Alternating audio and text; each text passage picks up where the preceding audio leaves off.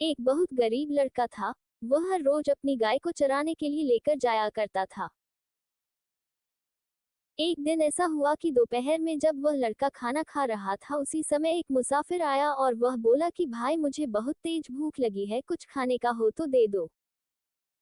लड़के ने बोला, मेरी माँ ने मुझे एक रोटी दिया है, आओ हम उसमें से मिलकर खाते हैं। और लड़का उस रोटी को आधा आधा कर देता है, फिर वो दोनों खा लेते हैं।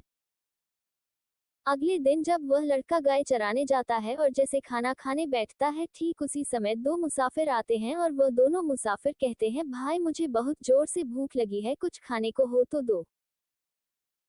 तब लड़का फिर से बोलता है, मेरी माँ ने मुझे एक रोटी दिया है, हम तीनों लोग इसी में से मिलकर कर खा लेते हैं। और वो लड़का उस रोटी में से 3 टुकड़े करता है और वो आपस में मिलकर कर खा लेते हैं। अगले दिन जब लड़का गाय चराने जाता है और जैसे ही खाना खाता है, तभी 3 मुसाफिर आ जाते हैं। वही बात बोलते हैं कि भाई, मुझे खाने का हो तो कुछ दो। लड़का उस रोटी का 4 टुकड़ा करता है और वह चारों आपस में मिलकर खा लेते हैं।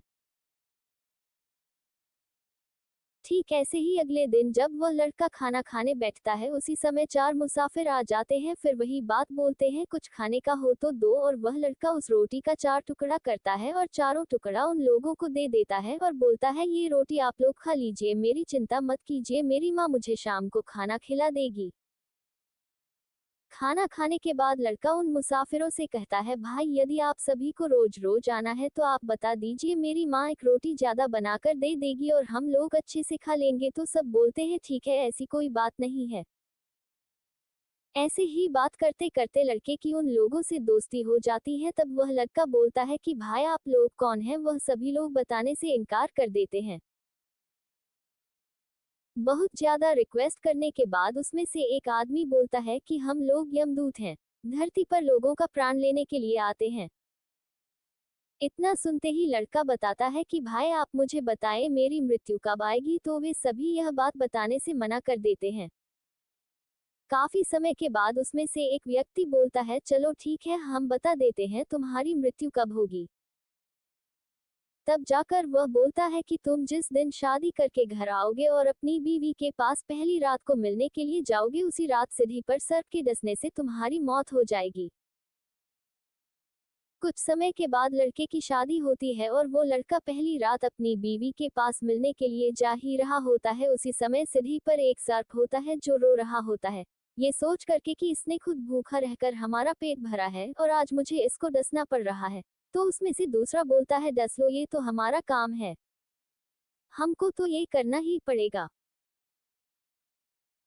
इतना बात सुनने के बाद वह लड़का बोलता है कि भाई, मुझे बस 2 मिनट का समय दे दीजिए, ऊपर मेरी प्रियतमा मेरा इंतजार कर रही है, मैं उससे मिलकर के आता हूँ, फिर आप मुझे डंस लेना। तो सर बोलता है कि नहीं, हम आपको नहीं जाने दे सकते।